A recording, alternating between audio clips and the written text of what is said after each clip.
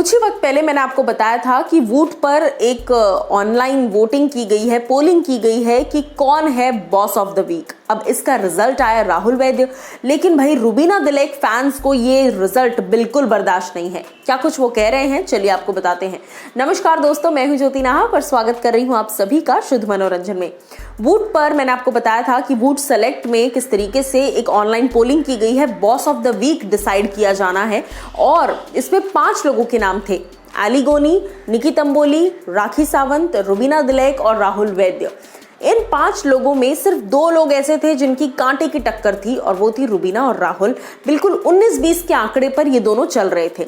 अब यहाँ पर बाकी के जो तीनों कंटेस्टेंट्स हैं, एली, निकी और राखी, ये तीनों इक्वल लेवल पर हैं, इक्वल। इस पूरे हफ्ते की बात की जाए अगर तो अब फैंस ने जब वोट सेलेक्ट पर रिजल्ट अनाउंस हुआ और राहुल वैद्य रिजल्ट में जीत गए, राहुल वैद्य और रुबीना दिलेक के बीच में लिटरली 19-20 का आंकड़ा था। राहुल अगर 20 पर हैं तो रुबीना 19 पर थी। लेकिन फैंस इस बात से गुस्सा है कि रात तक हम देख रहे थे रुबीना लीड पर थी, तो सुबह जब रिजल्ट आया तो फिर आपने रिजल्ट शिफ्ट कैसे कर दिए, रिजल्ट्स की शफलिंग हुई है। ये इल्जाम कलर्स पर और बिग बॉस पर पहली बार नहीं लगे हैं, ये इल्जाम कई बार लगे हैं। सिर्फ इतना ही नहीं, बल्कि फैंस ने ये भी ट्वीट किया कि रात को 12 बजे तक हम लाइव चेक कर रहे थे, लगातार हम जगे हुए थे इस पोलिंग रिजल्ट के लिए।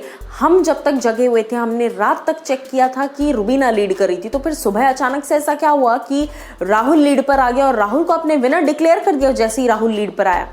तो रुबीना दिलेक के फैंस जो है वो कतई खुश नहीं है इस बात से।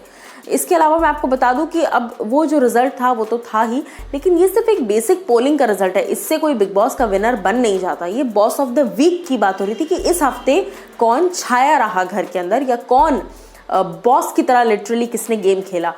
तो फैंस ने, लेकिन मुझे लगता है इस चीज़ को कुछ ज़्यादा ही दिल पे ले लिया है, तो इतना लोड मत लो, ज़रा ठंड रखो।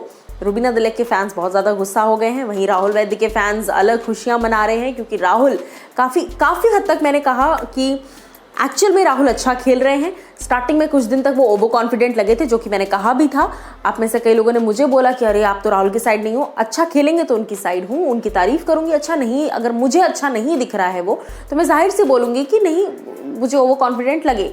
स्टार्टिंग में कुछ दिन वो ओवर कॉन्फिडेंट लग रहे थे, उसके बाद अब राहुल बिल्कुल ओवर कॉन्फिडेंट नहीं लग रहे हैं। अब वो ऐसा लग रहा है बेस लेवल पर आ चुके हैं और अब वो ढंग से, जैसे पहले वाला राहुल वैद्य था, एंटरटेन कर रहा है, टास्क परफॉर्म कर रहा है, स्ट्रैटेजीज लगा रहा है, दोस्ती निभाते हुए चल रहा है कहीं ना कहीं, जहाँ पे जिसके साथ उसकी जो पर्सनल इक्वेशंस है उसको मेंटेन कर रहा है।